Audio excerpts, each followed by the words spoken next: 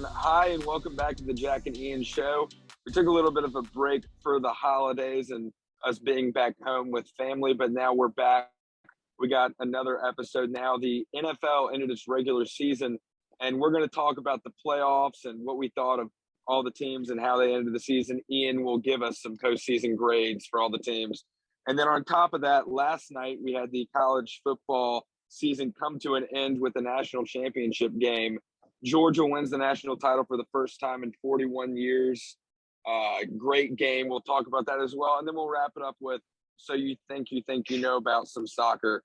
But first and foremost, as we always do, we'll talk about the NFL and two main games, one of which I'm sure Ian loved. Yes. So Jack hit the nail right on the head there. There were two great games this weekend. The one that I was super pumped about was that Raiders-Chargers game, Sunday Night Football, prime time. That was, man, I came away from that game with so much anxiety. I mean, I was relieved afterwards, but I was going through a whole roller coaster of emotions through that game. Obviously, earlier in the day, the Colts and the Jaguars played, and that had a lot to do with how the Raiders or the Chargers would do, and how them clinching a playoff berth would kind of go. But the Colts fell to the Jaguars. The Jaguars, man, they pulled it out. I was super surprised to see them beat the Colts the way that they did. I mean, they pummeled them. It wasn't even close. And so with the Colts losing to the Jaguars, I had a bunch of hope just knowing that the Raiders only had to tie to the Chargers, but I wasn't very sure if we were actually going to do that. But yeah, this Raiders game was fantastic. I mean, I don't know how you feel, Jack, but it was definitely one of the games of the season. Because man, just playing with the playoffs on the line, week 18, this is it's the last shot. It goes into overtime, and yeah, I mean, it was just crazy. Well, yeah, I mean, it was interesting. It's an interesting game in terms of just how the dynamics worked. I mean, first and foremost, I mean, that Colts Jaguars game, you cannot blow that if you're the Colts. That is the classic case of you're looking ahead at the playoffs because you expect to get an easy win against Jacksonville. That is exactly what happened. They looked ahead a little too much, and they were expecting to make the playoffs. And obviously that's not going to happen because they lost to an extremely subpar team, a team that fired their coach midway through the season, a team that has no business beating a team with playoff implications near the end of the season. So that was a terrible, terrible loss for the Colts. Mm-hmm. And then the Raiders and Chargers, though, I mean, surely both teams are feeling immense anxiety, at least until overtime. Yeah. I feel like kind of once you get to overtime, you can breathe a little bit because then you're like, well, now there's two outcomes where my team makes it to the playoffs. Yeah. First and foremost, the Raiders had that lead for most of that game. Yes. And then Justin Herbert made every fourth down in the world, I swear. That was terrible defense. Yeah. They could get – well, it wasn't bad defense. It was just they couldn't move the ball through third down, and then on fourth down, it was 4th and 10 or 4th and whatever, 4th and long always, and they got it every single time. Yeah. You don't get one of those, and that game doesn't go to overtime, but props to the Chargers for capitalizing there. I mean, that was insanely impressive, especially from Justin Herbert. I mean, he found the right guy at the right time. It felt like every single time it was crucial and crunch time, and he really came out and showed his stuff. And then that Raiders-Chargers game, the big controversy of it was that Chargers timeout near the end. I don't know how you feel about that because with about 2 minutes left in the game, in overtime, my thought was, listen, if it's a tie, both teams are in the playoffs. Mm-hmm. So it is beneficial to let the clock run out. If you're either team, it doesn't matter if the clock runs out. Now, I am of the opinion that the Raiders probably did the right thing because you play the game to win. Mm-hmm. And so I'm perfectly fine with them kicking that field goal at the end. I don't think that's unsportsmanlike or whatever. You're playing the game. Mm-hmm. That said, I think that Chargers timeout was pretty ill-advised because the Raiders weren't going to stop the clock because they had the ball in good territory and they weren't worried about the Chargers scoring. Yeah. And so I felt like that was a very ill-advised timeout by the Chargers because if they let that clock run, the Raiders are not close enough to get a field goal off. Mm-hmm. And they would not have been if they let the clock keep running. There wouldn't have been enough time. And so I I thought that was pretty questionable, but I don't know what you thought about that as a Raiders fan. Yeah, I mean, for me, just like you said, once it went into overtime, the nerves kind of relaxed a little bit. I was like, okay, look, we can kind of hopefully we can finish off this overtime in one drive, get the touchdown, and get in and go home, right? But when we didn't score and then the Chargers, tied it up, I was kind of like, you know what? How about we just let this go out as a tie? Again, the nerves kind of calmed because there were more outcomes for both of us to get in.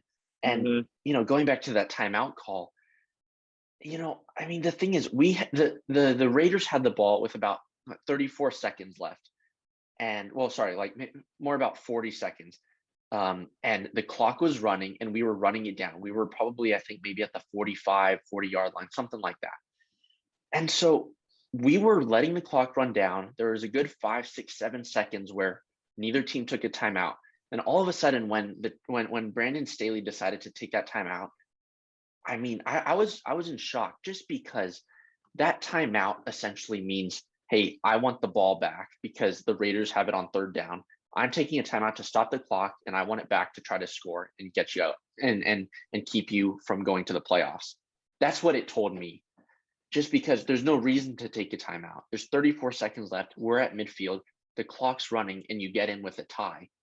Yep. And so we weren't going to kick a field goal from there. I mean, we still needed to get the first down, and that's exactly what we did. We ran the ball, got the first down on the 3rd and 4.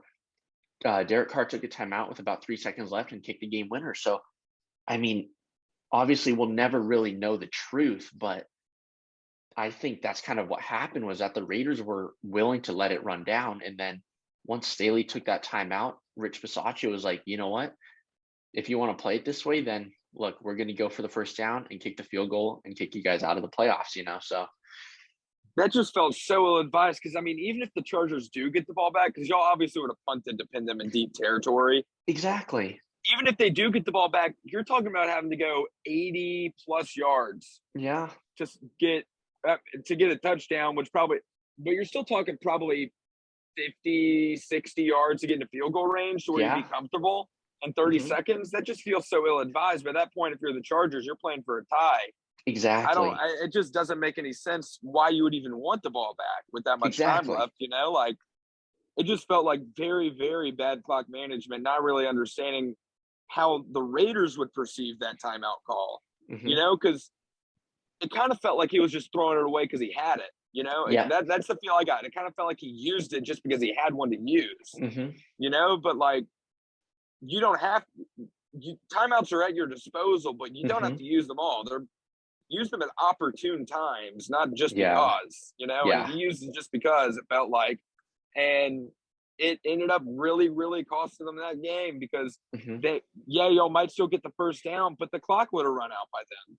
Yeah. Like you'll get a first down and then there's, 10 seconds left. I mean, y'all aren't going to call a timeout and send the field goal unit out probably. Y'all probably just let the game in because the clock would still be running. So exactly. I don't know. It just felt so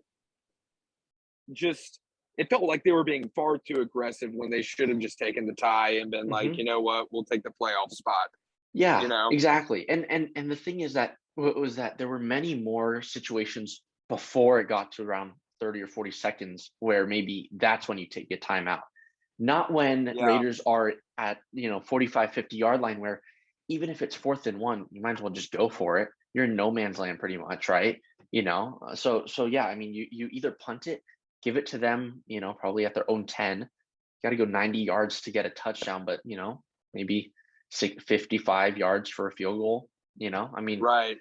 With around 30 seconds left, had you punted. So, I mean, you're asking a lot, even if you get the ball back. So yeah, it was a complete botched call, I think, by Brandon Staley. And so, yeah, I think he really cost the Chargers a playoff berth. Oh, 100%. I mean, there was no reason to do what he did. And he called that game perfectly in terms of clock management in the fourth quarter. Yeah. That was masterful by him and the Chargers team, particularly Justin Herbert, in terms of getting that to overtime because they were down 15 points. with I believe like 6 minutes left. Like there was not Mhm. much time left. They were down 15 points. And they came back and really beat out all the odds on those drives. They were slow, methodical, drained the clock, gave no breathing room for the Raiders to be able to go back and like get a field goal to win it in regulation. Nothing. That was a wonderfully called game at the end of the fourth. And then you go into overtime and they kind of play a little too loose because I think they get a little too comfortable selling for a tie. And then towards the end, I don't know what they were thinking, you know? Yeah. No, It was exactly. it was an it was a fantastic game though. Oh, I mean, there is it no was way great. around that. I mean, you're Yeah. talking about the jitters and anxiety that you felt. My goodness. I mean, I can only imagine being a fan of one of those two teams. Or Playoffs even the are on the line. Steelers, the Oh man, Steelers fans. I was texting my Steelers buddies saying like, "How y'all feeling right now?" When it was in overtime, and progressively they were getting a little bit more anxious. Yeah. It got a little bit more questionable towards the end, especially when it felt like if that timeout one, it felt like they were going to settle for the tie. Yeah. And so if you're a Steelers fan, you are Daniel Carlson's biggest fan. Yeah. There was no doubt in my mind when he went out to kick that he was going to make that. I Yeah. mean, it's death taxes and Daniel Carlson making field goals. Really, at the end of the day, he doesn't miss. I mean, there was no doubt in my mind that he would make that, but that was just an unbelievably good game. Took up all of overtime and regulation with some Yeah. insanely entertaining football. Great, great game, and I'm sure you feel even more strongly about that than I Yes, do. I do. But yeah. Anyways, changing gears now. I did want to hear your thoughts, Jack, on one of the biggest headlines from today, actually. Today being Tuesday. But Brian Flores was fired by the Dolphins. What do you think about that? Goodness. Well, I think it's pretty interesting. I mean, he obviously, I mean, their season got a lot better towards the end, you know? Hmm. I mean, talk about just improving. I mean, they had what was it, an 8-9 game win streak they had at I the end? think did they beat I the mean, Saints? no, they did not. Okay, But so yeah, they were a they won terrible 6 in a team. row for sure. It all started with that Ravens game, if I'm not mistaken. And Yeah. they were, I think, 2 wins at the time. They had 2 wins I going think into they were that. I one think they and were 7. 1-7. That sounds about Yeah. right. Point is, they had a terrible, terrible record, and he turns it around, and Yeah. they get dramatically better. Hmm. About as good as any foot. They were one of the better football teams in the second half of the football season, which is unbelievable. And they were a fringe playoff team. Yeah. I don't quite understand it.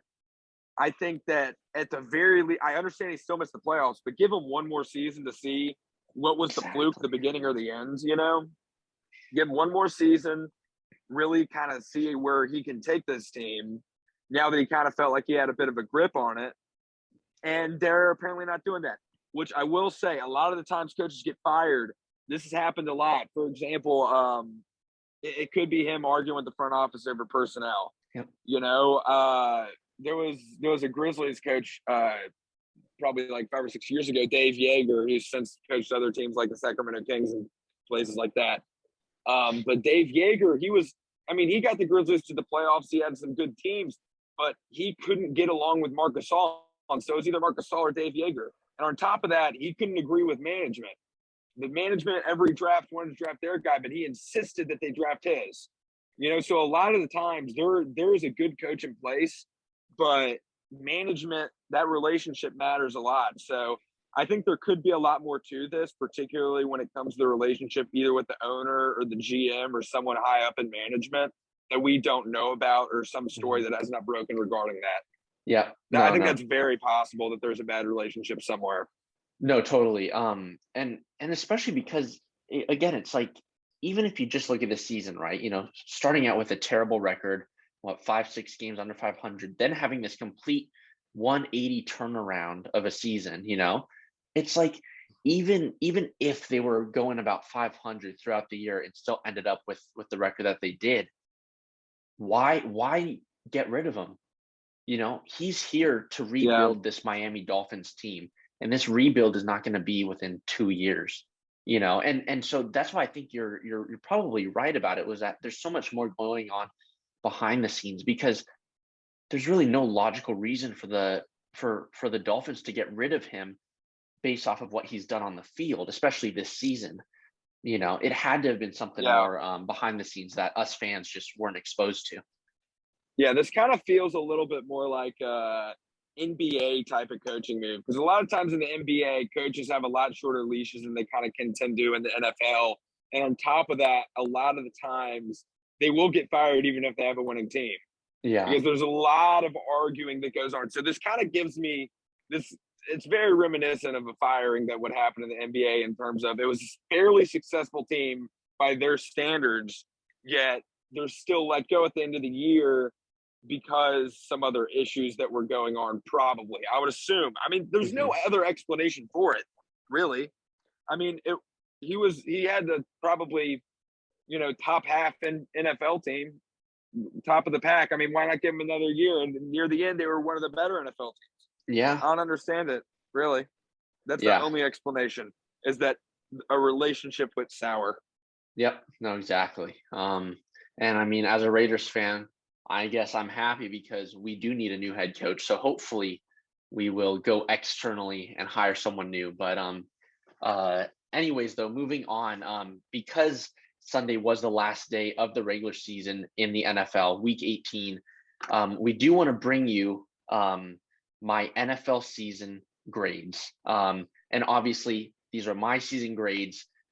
They're up to dispute. Jack, you can obviously chime in whenever you want and let me know if you disagree or agree, because some of these, they may be perfect, but some of them might have some issues. So starting out with teams that I graded in the A range. So first off, I graded the Packers with an A plus, LA Rams A, Tampa Bay Buccaneers A, the New England Patriots A, the Kansas City Chiefs an A minus, the Arizona Cardinals an A minus, Bengals and Titans and Cowboys all had A minuses as well. So, I mean, right, maybe it's easy to name these teams as the ones that actually have the A, it's probably easy to name these teams in the A range, because they were pretty much all division winners. They secured some of them secured the first seed and whatnot.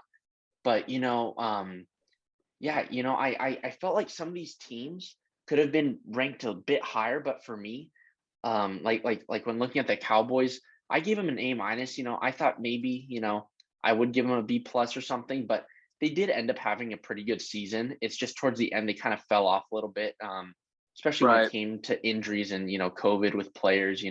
They just weren't performing like they were early on in the season. But one team that surprised me this season, that which I'm sure it surprised everyone else too, were the New England Patriots. I mean, just the fact that Mac Jones is a rookie quarterback, working with Bill Belichick just a couple seasons after Tom Brady's departure and him going to Tampa Bay. I mean, they've completely fixed this rebuild pretty much within 2 years.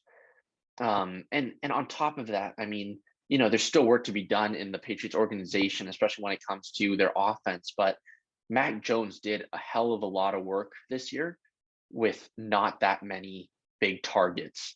The receiving core wasn't fantastic. I mean, you have guys like, what's his name? Jacoby Myers, Nelson Aguilar, Hunter Henry. You have, what's his name? Not Kendrick Bourne. Is it Kendrick Bourne?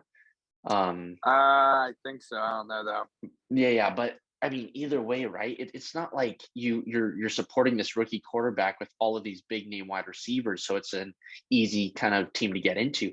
He's doing this with bang average receivers, and even at the running back position, I mean, it wasn't there wasn't one super strong running back, but they were all, throughout the season, they were a very by committee team. So I just thought they played fantastically. That's why I gave them an A. Yeah.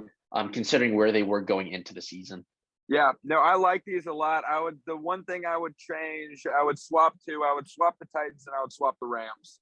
I would give the Titans an A and the Rams an A minus.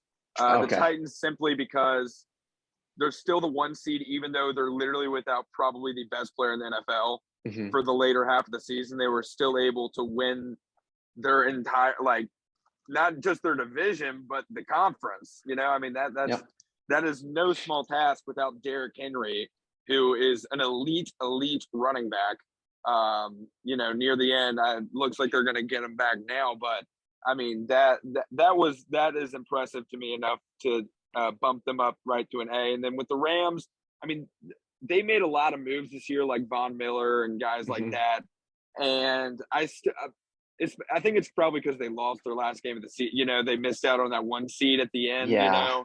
I think that's probably why I would bump that down to an A minus, because they have a talent, but they weren't really able to.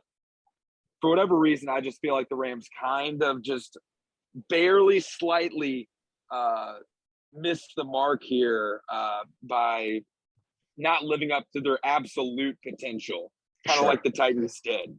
Yeah. And so that's why I would swap that. Otherwise, I am in 100% agreement with the rest of these teams, especially the Patriots. I know they're not the best team in the NFL, but considering their roster, that was absolutely maximized this year. Yeah. In terms of Bill Belichick as a coach, he got the most out of that roster he possibly could, and is extremely impressive. So I 100% agree with them being in the A tier as well.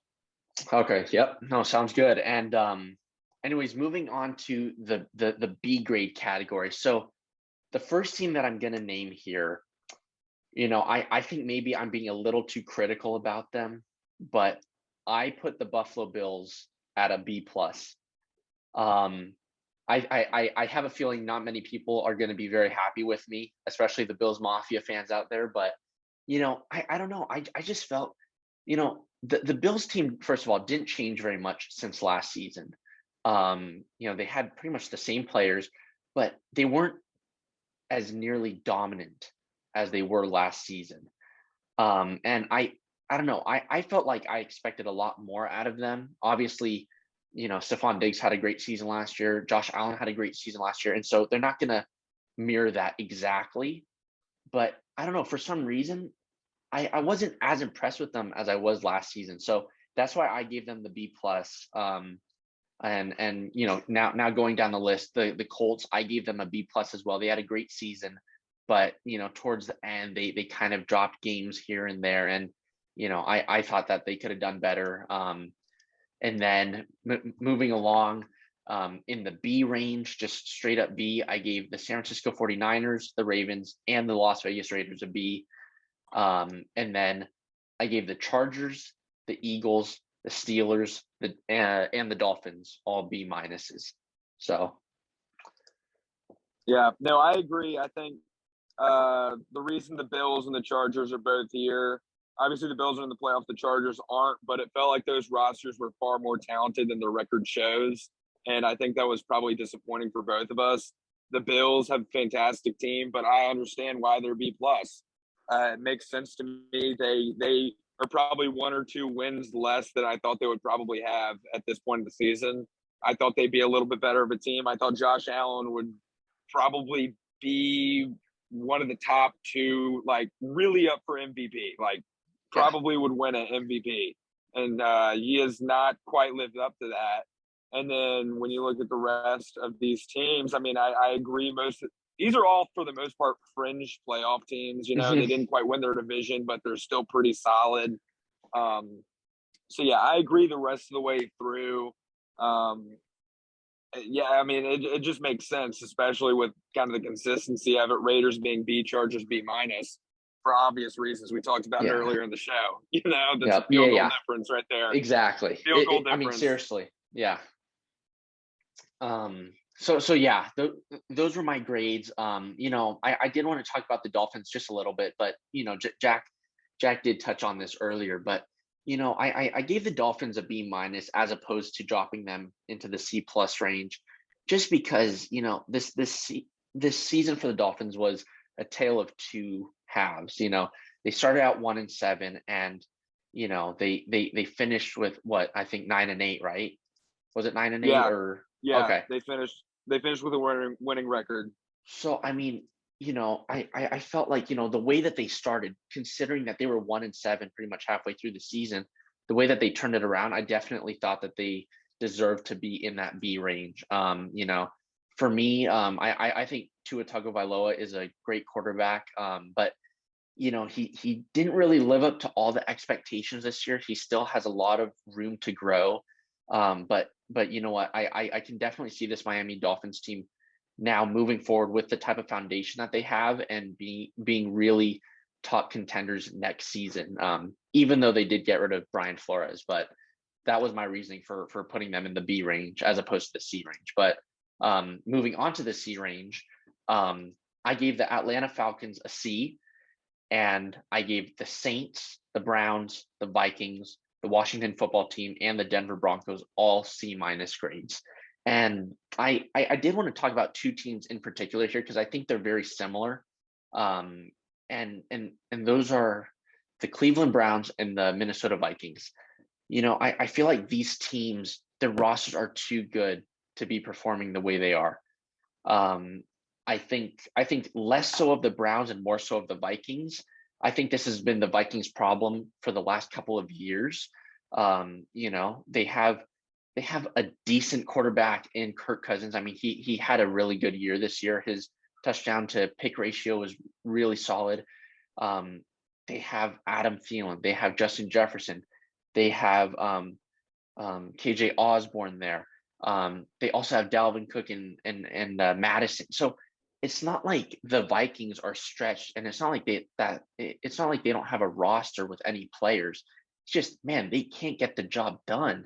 And I see that in the Browns as well. I mean, the Browns obviously had a lot of injury issues this year. Kareem Hunt, Nick Chubb, they were out here and there all throughout the season. Odell Beckham leaving, was probably tough for them, but it's probably better for the organization. But I don't know. I just felt like these two teams were destined for something much greater than what they showed this year. I'm not sure how you felt, Jack, but that's my take.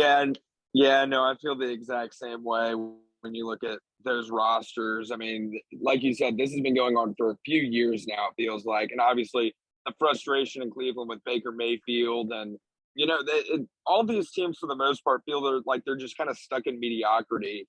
It feels like with a lot of teams that are really, really bad, which we'll get to late and coming up real quick, they at least kind of have some high draft picks to work with. This is kind of the worst spot to really be in, is kind of the C tier, because it doesn't feel like you got all too much of a direction if you're Cleveland. Where does Cleveland really go from here? That's really tough to tell. Same with Minnesota. I don't know how many moves Minnesota can really make to push them into the playoffs. Exactly. They got a lot of talented players, but I don't know what else you can really do. Yeah. It's really tough if you're one of these teams right now, unless you're really probably like the Washington football team. You got some players to work with, but they're really probably about the only one that kind of has a little bit of hope moving forward of getting better season after season. Yeah. No, exactly. And kind of going back to what you said about the Vikings and not being sure where they can really bolster their team, because again, they have a full fleshed out roster of solid players. It's just, it doesn't seem like they can get the job done. And so I will be curious though to see in the offseason if they try to make any quarterback moves or any draft pick moves to try to pick a quarterback. I'm not saying Kirk Cousins is a terrible quarterback, but he's nobody's first answer, I think. And he's definitely not going to take this franchise much further. I think maybe he can get them into the playoffs next season, but that's about it. I don't think this team is experienced enough either to really go far. But it should be interesting just kind of seeing what some of these teams do in the offseason. They're talking about Baker Mayfield for the Browns possibly swapping quarterbacks with some teams, trying to do another rebuild, so it should be interesting to see what they do. But yeah, just like you said, it's kind of like these teams, it seems like they don't have a plan on where to go. They're not really sure, okay, are we in a rebuild? Are we contending for the division? Are we contending for a wild card / playoff spot, right? These teams are all kind of in limbo, right? Except really for Washington, who looks like probably the most promising team. They just might need a better quarterback, really, So right.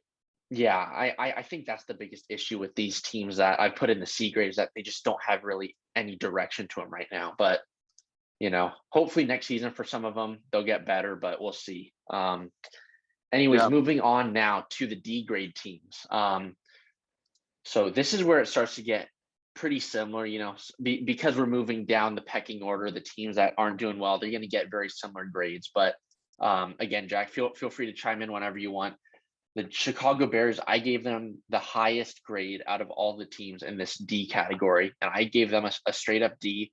And then I gave the Seahawks, the Giants, the Panthers, the Jets, and the Texans all D minus grades. And maybe I was a bit harsh here with a couple of them.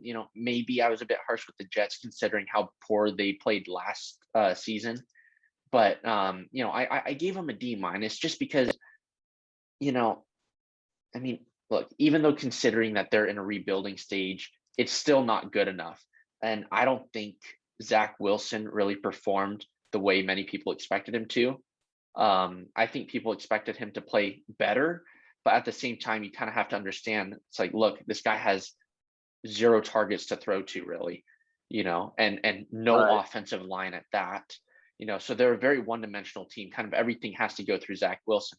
The running backs aren't fantastic. Receivers aren't fantastic. Defense obviously is way below par. So, that was my take for the Jets and some of those teams. Yeah, I mean, all these teams, it feels like, or at least some of them, had like 1 or 2 wins they can kind of hang their hat on. Like with the Jets, they had all the Mike White stuff that was fun and whatever. But like for the most part, these seasons are obviously disappointing.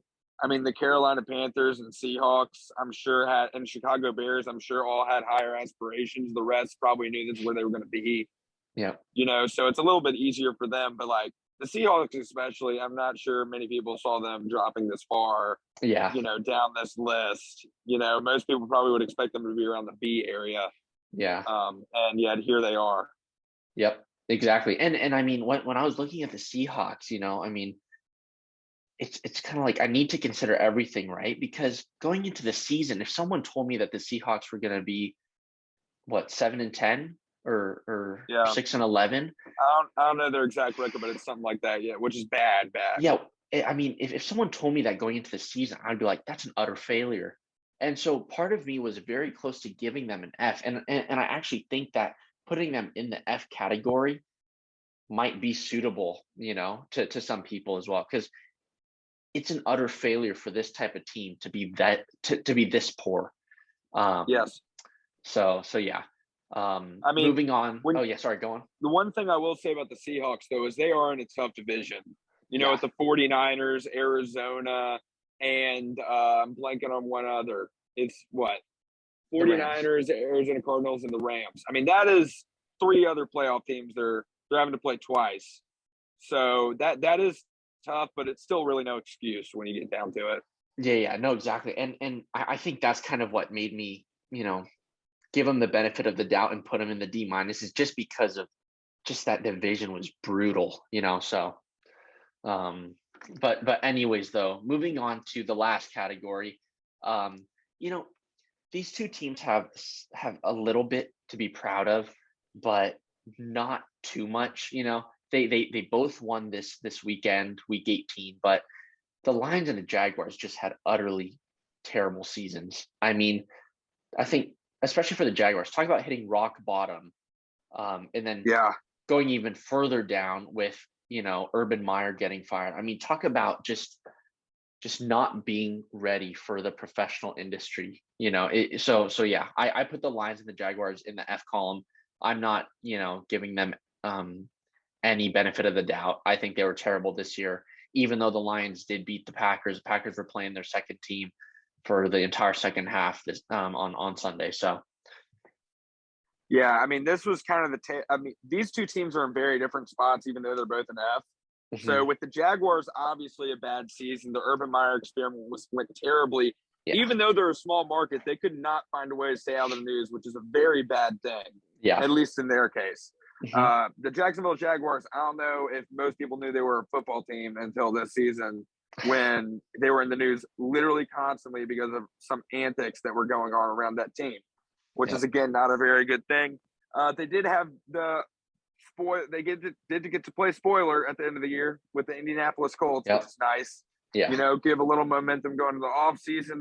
It's fun to ruin someone else's season if you can't have a playoff spot yourself. If it's been tough, make someone else kind of miserable with you. Yeah. And then the Lions, though, their roster is just horrible. Mhm. I mean, they're but I have faith in Dan Campbell in the long run to be able to turn this around. They just have zero pieces whatsoever.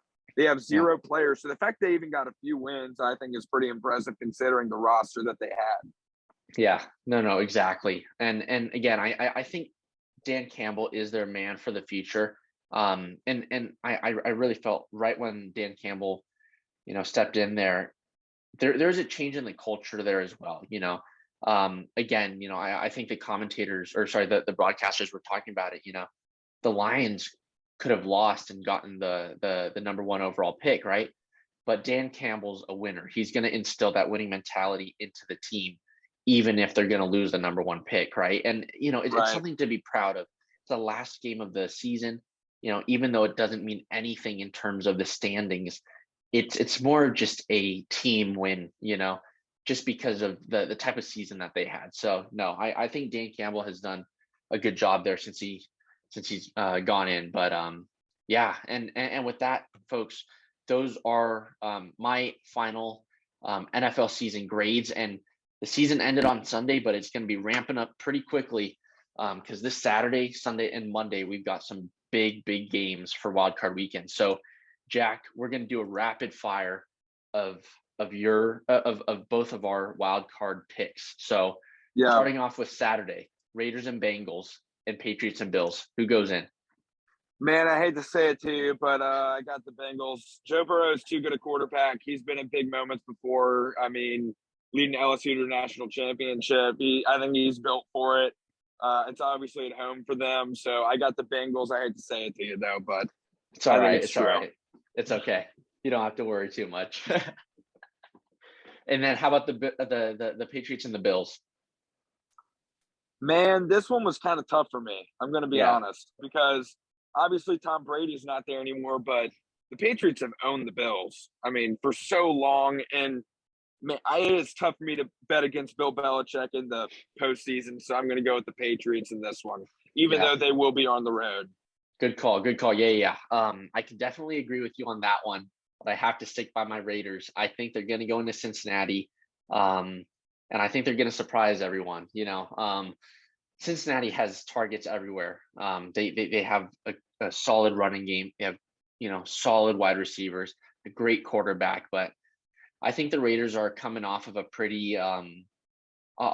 emotional win as well, especially this like emotional second half of the season. So I Right. think they're going to come out firing. Again, Derek Carr's my quarterback. I think he's going to take us into the next round. But yeah, those are my picks for Saturday. And now moving on to Sunday, you got the Eagles and the Bucks, the Niners and the Cowboys, and the Steelers and the Chiefs. What are your picks, Jack? These felt a bit easier. I'm taking the favorites in all three. I got the Bucks beating the Eagles, Cowboys beating the 49ers, and the Chiefs beating the Steelers. I Yep. mean, these are pretty kind of straight up and down. Here's the better team. I mean, the Hmm. Eagles did not have the best season. 9-win team playing at Tom Brady in the playoffs and reigning Super Bowl champions. They're not going to win that. Uh, 49ers, Cowboys. Cowboy fans are going to be pumped to be in the playoffs. 49ers had to fight near the end just to get in the first place. I think the Cowboys are going to be ready, and I think they're going to fire on all cylinders this week, even though they've been inconsistent of late. And then the Chiefs, Steelers. I mean, Steelers, they're not going to be able to keep up point wise. I mean, the Chiefs are just going to pour it on, I think. Last time I checked, they were easily double digit favorites in this game, and I think that is for good reason. Yep. No, definitely. And I mean, for me at least, I can agree with all of your picks there. I mean, I can't see the Bucks beating. I'm sorry, I can't see the Eagles beating the Bucks. Even though the Bucks don't really have too many offensive targets just due to injury and just like Antonio Brown leaving.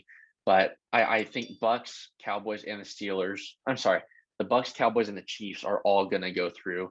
And then when it comes to Monday, I think we're in for a treat of a game. But I'm gonna say that the Rams are gonna go in. I mean, I think the Rams are good enough to beat the Cardinals. I think I would love to see the Rams just I don't know, rough up the Cardinals a little bit. I agree. I think both teams got a lot of talent on their rosters. Obviously, both had fantastic seasons, both divisional opponents. They obviously see each other a lot. They're very familiar. But I think that the Rams are going to be able to pull this one off. Home field advantage in LA and not too much of a home field advantage, but the playoffs, we'll see. I think that they got too talented a roster and they've kind of hit a stride, it feels like, of late.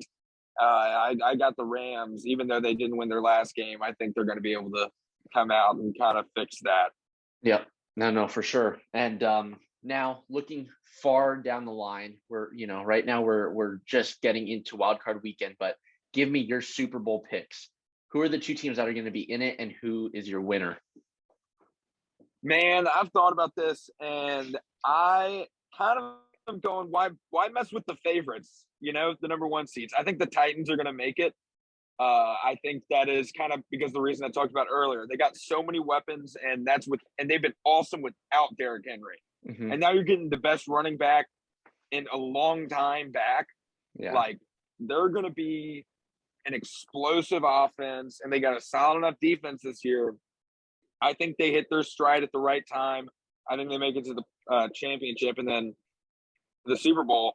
And then the Packers, I mean, the Lambeau Field, home advantage, playing that freezing cold weather, man, going up there, playing against Aaron Rodgers, a guy that's been in this situation a billion times before. I see them getting out of that and into the Super Bowl, Yeah. I think Titans, Packers. I feel like the winner's probably going to be the Packers. Yeah. To be honest, I think that the Titans haven't been that far. They've been in some big playoff games, but they haven't been to the Super Bowl yet. Mm-hmm. And I feel like that inexperience that they have versus the experience that Aaron Rodgers has in particular is going to be a big difference. No, for sure. Yeah, and for me, I think, as much as I hate to say it because I'm a Raiders fan, I think the Chiefs are going to get into the Super Bowl. I think they're just too good right now. I think the Chiefs are going to get in. They're going to play the Packers, but I want to see the Chiefs lose. I cannot stand them. So I will let them get into the Super Bowl, but I will not let them win. So those are my picks. Those are Jack's picks. That is the end of the NFL segment on today's show. But we still have a lot more to get into. And Jack, I think you're going to talk a little bit about the national championship game that happened on Monday. Yeah, so I mean, last night the college football championship game took place between Alabama and Georgia, which, I mean, it's a game we've seen a lot of late. It was an interesting game because Kirby Smart was yet to beat Nick Saban until last night. Obviously, Kirby Smart being the defensive coordinator at Alabama for years and years until taking the job at Georgia and building the program that is now there. It was an interesting game, and the fireworks all came in the second half. That first game was a game of the trenches. It was defensive. It was a lot of playing the field position game, punt, try and get a couple first downs, then pump back, hoping to get better field position the next time you get the ball. So ultimately, maybe we can get a field goal. And that is how that first half went. And so it was 6-9 the first half. Alabama had the lead, but they now lost their other best weapon in Williams. I mean, to lose Mechie in the SEC championship game, your top wide receiver, and then to lose your second best wide receiver, the guy that would then be the target in the first half of the national title, is tough. Yeah. Alabama really banged up, a lot of injuries. So by that point, Georgia certainly has the advantage going into the second half. Yeah. And it was a lot more explosive in the second half, to say the least. A lot of big plays. The thing is, I can't help but feel, and Jameson Williams or Mechie is playing in this game, a lot of those big plays that Alabama could have had that were really close to breaking, they probably would have happened. Sure. And so I can't help but feel that if Alabama's fully healthy, they probably still win that game. Because that game is a lot closer than that score says, partly because of the pick six in the last minute. Yep. So that game was really, really close despite the final score. And I can't help but feel that if Alabama has all their weapons offensively, they're able to hang a lot more points than they ended up having. And a lot of those field goals might have been touchdowns. Yeah. So it was extremely interesting. Stetson Bennett had a great game for Georgia. I mean, listen, I've heard the Stetson Bennett story a million times, and they told about a million more last night with him being a walk-on from Georgia, comes in, wins the national title. It's a cool story, but I mean, by this point, it's kind of, at least I was like, okay, we get it. You Yeah, know, like yeah. not to take anything away from him, he played a great game, but that Georgia team, they made plays when it mattered the most. They kept fighting through the whole game, even though, especially after that fumble Hmm. where the Alabama player somehow got a foot in bounds. That felt like a turning point of the game where I was like, Alabama might start running away with this. And yet Georgia, they came out and they scored a touchdown in the next two possessions. They stayed calm and they were ultimately able to get a win for and the championship for the first time in 41 years. I, as an Auburn fan, cannot hate either team more. So it was tough for me to watch, but it was still a fantastic game. And the shocking thing about this is it felt like a game we'd seen about a billion times before. And it felt like the last few years we've had a lot of national champions, but the winner of college football has been different for the last 4 years, which is kind of hard to believe because it's Hmm. felt like it's been kind of the same for so long. But that's just kind of interesting to me to think about that 4 national champions in 4 years. That's kind of a big deal, Yeah, especially in college football where things can tend to stay the same for about 3 or 4 years straight. It sure. was interesting to hear that as well. Anyway, I was thoroughly entertained by the game. Yeah, yeah. It was a No, great game totally. till really the end, Yep. you know. No, no, for sure. And I mean, I think you said it right then and there. I mean, that first half, it's a bit of a letdown in terms of the score line. I mean, obviously, maybe those who are more focused on defense could appreciate it more. But right, once that second half kicked off, it was all fireworks from there. It was go time. I mean, it was a pretty awesome game. I'd say from halftime to finish. oh, absolutely. And by the way, I would just like to point out I called this the show before we went to break when we talked about the college football playoffs, and I said if Alabama plays Georgia, I don't see Mhm. how Georgia doesn't win simply because they just played in the national title game. And Yep. it is so tough to beat a team twice in short order, especially when you're familiar with each other. These two teams having played a lot in the last few years, just in general. Hmm. It felt like Georgia was kind of due for one. And it struck last night, and they finally got one. So, congratulations to Yep. Georgia getting that national title.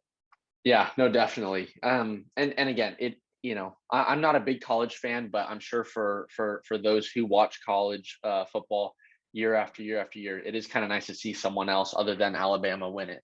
So Oh, yeah, for sure. For sure. yeah, A lot of people thought um, that. yeah, yeah. Anyways, moving on now to Jack. I think this is your favorite segment of the show, isn't it? Yeah, it's so you think you know about soccer. We're gonna get into some games here that have just taken place, and then the transfer at the end for so you think you know about soccer. Ian, Yeah. what has been going on in the world of soccer, aka Europe? Yes, exactly. So right now, soccer, well, at least in England, is taking a bit of a break, just due to cup competition. So we're not going to focus too much on the Premier League this today, but I do want to focus on a game in Italy between AS Roma and Juventus, and this game was pretty enthralling. AS Roma were up, winning 3-1 until the 70th minute.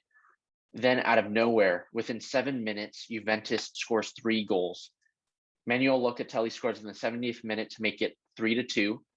Dan Kulusevski scores in the 72nd minute to tie it at 3-3. And then Mattia De Siglio scores in the 77th minute to make it 4-3 Juventus over AS Roma. This was a crazy finish to the game. It was really a game of two halves. I mean, Roma dominated the first half, but they just, you have to finish through. You have to play the full 90 minutes to secure the 3 points and the win, and they couldn't do it. But more interestingly though, about this game that I want to talk about is that the manager for AS Roma, who is Jose Mourinho, has been kind of bouncing around teams over the last decade. He's kind of known to go into new clubs, work with them for about 2 to 3 seasons, then get out of there.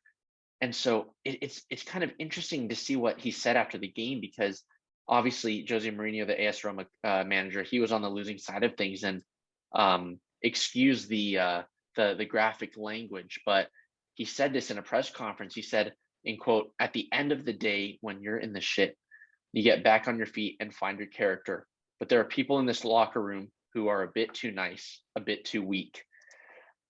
So that coming from your own manager just immediately divides the club. It divides the players and the coaching staff.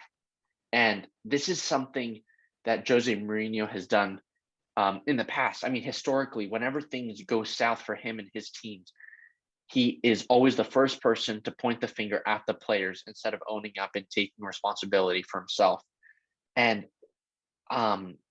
again, based off of the history of Mourinho and him at other clubs like Inter Milan, like at Real Madrid, especially at Manchester United, and Tottenham as of recently, I can just see this coming, come this summer.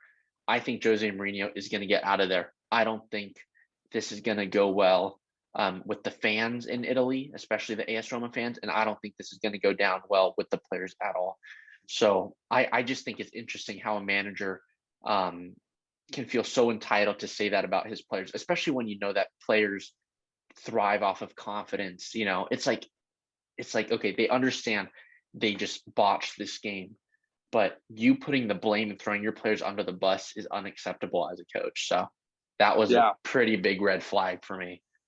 Yeah. And then as obviously the translator for you non-soccer people in this situation, this kind of reminds me a lot of what's kind of happened with the Boston Celtics last week. I don't know if you've been keeping up with that story, but there's been a lot of blaming from coaches on players saying we don't have a leader in the locker room. Like, it's on this loss is on the players, not taking the loss themselves as the coaches and saying, well, I could have done this better. We're going to come back and practice. We're going to get better tomorrow. Instead, coming out and saying, listen, these guys got to do better.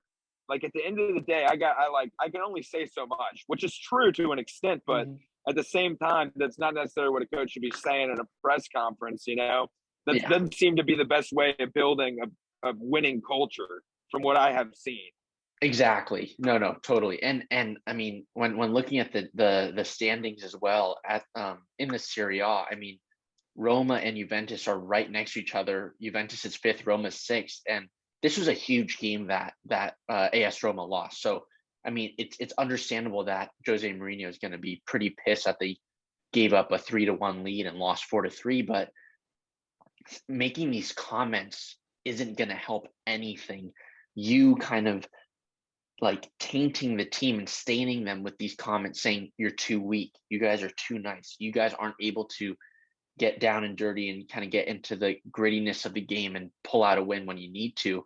I think that's really going to hurt the team moving forward. And I mean, we'll see what happens, but I think this is just a train wreck waiting to happen, and that'll come around in May when Jose Mourinho ultimately gets sacked. But that was the biggest news of the week. Well, in terms of games.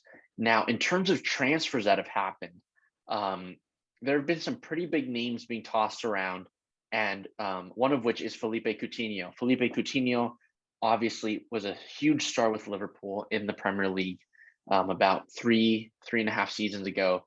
But Liverpool sold him to FC Barcelona, where everyone thought Coutinho was going to become this top world-class player, improve even more, but he really struggled. So Coutinho, after being at Barcelona for the last three and a half years, he's struggled so much, and now Barcelona has officially loaned him to Aston Villa, who are in the Premier League. So Coutinho is making a return to the Premier League, not with Liverpool, obviously, but with Aston Villa, a team that's in the middle of the table right now. And I think this is a great move for both Coutinho and Aston Villa. Aston Villa, obviously, for them, this is a very low risk transfer. They're getting a solid player for about half a season, and then they can decide if they want to buy him at the end of the season, or if they want to go back to Barcelona and make an offer for Coutinho. But I think this is also a good move for Coutinho, because at Barcelona he was really pushed out of the starting 11, and he couldn't get anything done, couldn't score goals, couldn't provide assists. And so now moving to a team like Aston Villa where he's going to be the main man, I think he could really work well alongside and kind of in front of John McGinn and Douglas Luiz, who can kind of play the role of holding midfielders in a 4-3-3 formation. And so I think this is a perfect spot for him. He has a spot perfectly designed for him as well. It's just a matter of him coming up to the plate and actually performing. Behind him, he's got John McGinn and Douglas Luiz. In front of him, he has Ollie Watkins, Leon Bailey, and Emilio Buendia, Danny Ings. He can feed balls into all four of those guys to score goals. So I think this is a huge move for Aston Villa. But again, it's just a matter of whether or not Coutinho is going to start performing, because that's been the biggest issue. He's a good player. It's just you need to find the right system for him, and this could be it. So I think that's a great move for Villa and Coutinho. Another transfer that happened a couple weeks ago, but we didn't get to talk about it really, was Ferran Torres moving from Manchester City to FC Barcelona. The clause was about 55 million euros with 10 million euros in add-ons. And I think this is, again, a good move for both the club and the player. At Manchester City, Ferran Torres was definitely struggling. He was competing for a spot where Manchester City had a bunch of players in already. Ferran Torres was a winger, so he primarily played on the right wing, but at Man City, they had players like Raheem Sterling, Bernardo Silva, Riyad Mahrez, Jack Grealish, and even sometimes Phil Foden would play as a winger. And so going up against these 4 or 5 guys, I mean, it's going to be hard to break into that starting 11. And so I think this was in Ferran Torres' best interest, but also for FC Barcelona. They're in a rebuilding mode right now. They just lost Messi. They lost Luis Suarez, and they're really starting to rebuild with youth. And so I think Ferran Torres could really provide for Barcelona and create a good trio up top with players like Memphis Depay and Ousmane Dembele, or even Ansu Fati. Some of these guys can definitely provide for him, and he can provide for them right back. So I think this is a great move for both the club and the player once again. And yeah, again, I think when you look at it, it's a matter of knowing that Ferran Torres is a good player. It's not that he is bad and it's not that, moving to Man City was a bad decision for him. It's just, look, there's so many other players that he needed to compete with that it just didn't make sense for Man City to hold on to him. And it didn't make sense for Ferran Torres, being 23 years old, to be sitting on the bench for the foreseeable future. So these are the 2 biggest transfers that have happened over the last couple of weeks, and 2 transfers that could happen. One transfer that happened already, which is huge for the MLS, which is the US league here, was that Lorenzo Insigne moved from Napoli to Toronto FC. Lorenzo Insigne is a fantastic he's a fantastic left winger for Napoli, now playing with Toronto. I think his salary is about $7 million, which is, I think, by far the highest salary out of any MLS player, which is kind of sad knowing that, you're in the US and the highest player is being paid $7 million. But this is a huge move for the MLS because of the fact that it's been kind of labeled as a retirement league, but you're getting someone that's 30 years old, somewhat still in his prime, coming to a league that still needs to develop. So these are a couple of the transfers that I think have been really interesting to see over the last couple of weeks, and there's still a couple more weeks left in the January transfer window, so we'll have to see what happens then. But I think that's all we have, though. So yeah, for sure, it's a good first show back, to say the least. Exactly. Yeah, it's been a couple of weeks, Jack, but no, it's definitely been nice getting back to it. So yeah. Also, before we go, shout out to my Grizzlies being up on your Warriors currently. Yes, I just saw that. Yeah. Yeah. So shout out to the Grizzlies. Yeah. No, 9 straight wins. Yeah, seriously. I mean, the Grizzlies are doing well this season, man. I mean. Oh yeah. So. Oh yeah. Oh yes. They're doing really well. Yeah. anyways, for everyone at home, thank you so much for watching and tuning in for this episode of the Jack and Ian Show. We hope you all had a great winter break and had a Merry Christmas, Happy New Year's, Happy Hanukkah. And yeah, I think that's it, Jack. Until next week, that's been it. So see you guys later. Thank you all.